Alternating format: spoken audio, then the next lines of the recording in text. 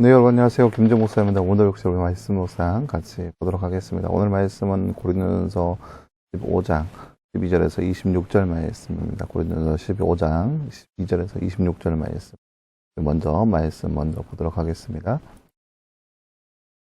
그리스도께서 죽은 자들 가운데서 살리심을 받으셨고 전파되었는데 어찌하여 너희 가운데 어떤 이들은 죽은 자의 부활이 없다고 말하느냐. 만일 죽은 자의 부활이 없다면 그리스도께서 살리심을 받지 못하였을 것이다.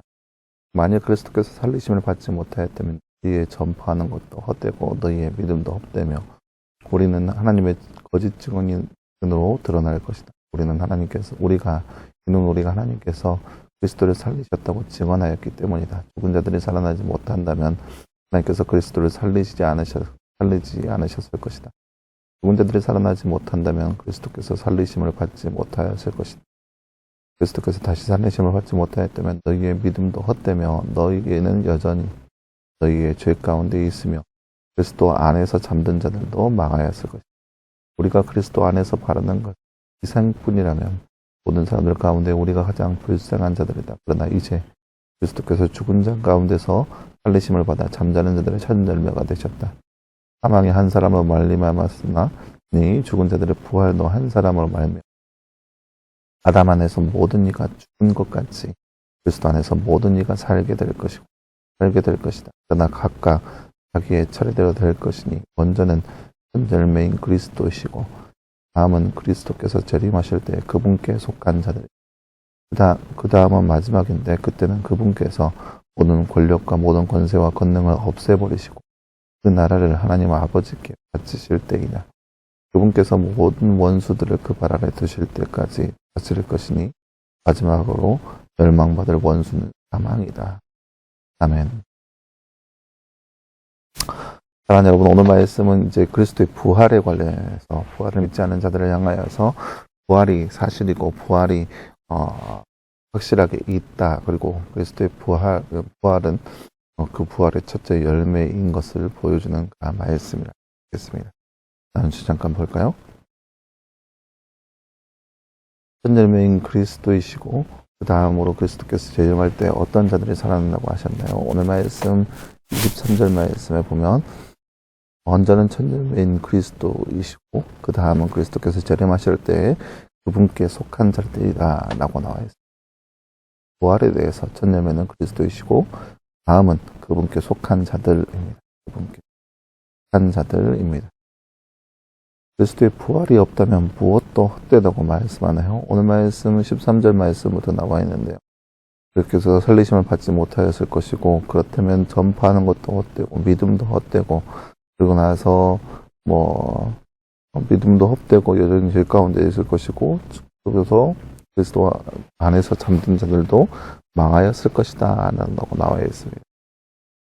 많은 것, 전파하는 것 그리고 믿음 그런 것들이 헛되다라고 나와 있습니다. 네, 사랑하는 여러분, 오늘 말씀은 그리스도의 부활에 관련해서 부활이 과연 우리에게 어떠한 의미가 있는지 이야기하고 있는 그런 말씀이라 할 수 있겠습니다.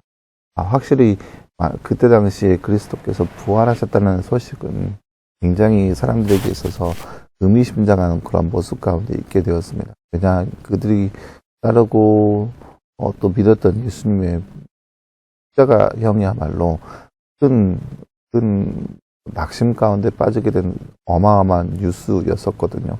왜냐하면은 그들은 예수님을 통하여서 메시아이고 자기들을 구원할 것은 정치적인 메시아 왕을 기대하고 있었는데 그런 모습들이 이제 한순간에 끝나버렸죠. 십자가형을 통하여서. 그래서 그들은 이제 멸망하였다, 이제 망하였다라고 생각했던 그런 때였습니다. 근데 그 예수님께서 다시 부활하셨습니다. 도저히 믿을 수 없는 사건이 일어난 것이죠. 어떻게 사람이 죽었다가 다시 살 수가 있겠습니까? 그래서 많은 이들이 예수님의 부활에 대해서 믿지 못했습니다. 부활 자체가 있는다고 얘기도 안 했고, 그다음에 이 부활이 없다는 그 소식 자체가 이제 그 영적인 세계에 대한 의심까지 품게 되는 그런 모습 가운데 있었죠. 그래서 이 이제 사두기인이라고 하는 그런 집단은 대표적으로 부활을 부인하고 부활이 없다라고 얘기하는 그런 집단이었는데 그런 자들이 교회 안에서 심심치 않게 모습을 보이고 있다라는 거죠.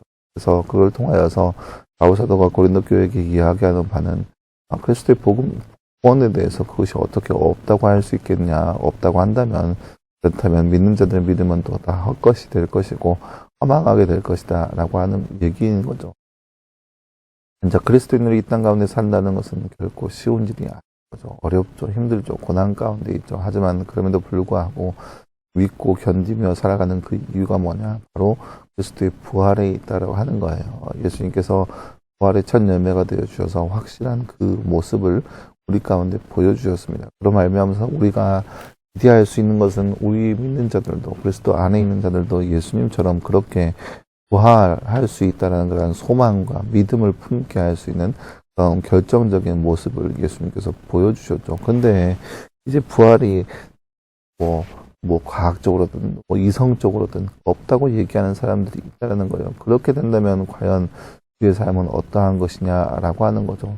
너무나 허망하다는 거죠. 믿는 것도 허망한 것이고 그들이 따르는 것도 허망한 것이고 부활이 없다면 그렇게 애써서 열심히 일할 필요가 뭐가 있으며 그래서 결국에 오늘 말씀의 19절 말씀에 보면서 그리스도 안에서 바라는 것이 이 생뿐이라면 모든 사람들 가운데 우리가 가장 불쌍한 자들이다라고 얘기하는 거죠. 그러니까 이 땅의 삶이 전부라면 이 땅의 삶이 어찌 보면 우리의 삶의 모든 것이라고 한다면 얼마나 허망하고 얼마나 무익하겠냐 이거예요. 이 땅의 삶의 끝이라면 우리가 예수 그리스도를 믿는 것이 그저 이 땅에서 좀 더 안정되고 마음의 안녕과 마음의 평안함을 위해서 예수님을 믿는 거라고 한다면 얼마나 이 삶이 특별히 믿음 안에 사는 것이 얼마나 무익하고 얼마나 그냥 허망한 인생에 불과하겠냐라는 거죠. 그렇게 허망하고 그렇게 무익한 인생을 살고 있는 거죠. 그래서 얘기하잖아요. 그리스도 안에서 죽는 자들이 더욱더 허망하고 그들은 망하였다. 왜 그렇게까지 살 필요가 뭐가 있겠냐는 거죠. 왜요?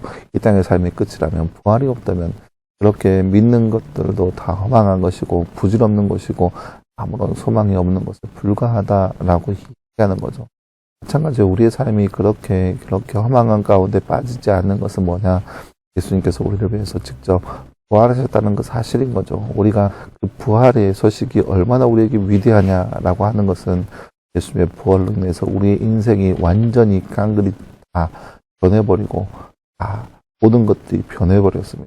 왜냐? 예수님의 부활을 통하여서 우리의 삶이 여기에서 끝나지 않는구나라는 그런 확실한 증거를 얻었기 때문인 거죠. 그래서 그 부활의 예수 그리스도를 보면서 우리도 역시 우리도 예수님처럼 부활할 수 있는 것이고 이 생에서의 삶이 끝이 아니다라는 그 사실을 가지고 끝까지 소망을 품으며 살아갈 수 있는 것이 바로 예수님의 부활의 모습이라는 거죠. 그래서 사랑하는 오늘 하루를 살아가면서도 이렇게 우리가 이 땅에서의 삶의 소망이 끝이 아니라 하나님께서 우리 가운데 예비하여 주신 그 천국의 삶, 그리고 하나님께서 우리 가운데 행하시는 모든 일들에 대한 소망을 품고 살아가면서 부활의 예수 그리스도를 온전히 믿고 따르며 그분을 위해서 항상 그 모든 것을 준비하는 그 예수 그리스도의 그 은혜를 날마다 기억하며 살아갈 수 있는 그런 거룩한 삶의 모습이 우리의 삶이 되기를 간절히 소망합니다. 함께 기도하겠습니다. 하나님 감사합니다. 주님, 이 말씀을 통하여서 예수님의 부활에 대해서 함께 살펴보았습니다. 부활이 없다면 우리의 믿는 것도 헛되고 부활이 없다면 우리의 이 땅 가운데 노력하는 것, 수고하는 것 모든 것들이 헛되다라고 말하고 있고 부활이 없다면 이 땅의 가운데 살고 있는 이 생으로 끝나는 그런 모든 것들이 무익하고 아무런 유익이 없다는 그런 말씀. 그래서 부활은 확실히 있고 그 부활의 확실한 첫 열매가 예수님이라는 것을 우리가 말씀을 통해서 함께 바라보았습니다. 하나님 이 땅에 살면서 이 부활에 대한 확실한 믿음이 우리 가운데 있게 하여 주옵시고 하나님 그래서 그 믿음을 통하여서 더욱더 주를 섬기며 하나님을 위한 삶 그리스도를 온전히 믿음에 따르는 삶이 바로 우리의 삶 될 수 있도록 우리 가운데 함께 하여 주옵소서. 모든 말씀 감사드리며 살아계신 예수님의 이름으로 기도하였습니다. 아멘. 네, 사랑하는 여러분 감사합니다. 오늘 하루도 늘 말씀하여서 승리할 수 있는 저와 여러분 되기를 간절히 소망합니다. 오늘도 수고했고요. 내일도 역시 그 말씀 묵상으로 함께 찾아보도록 하겠습니다. 수고했습니다.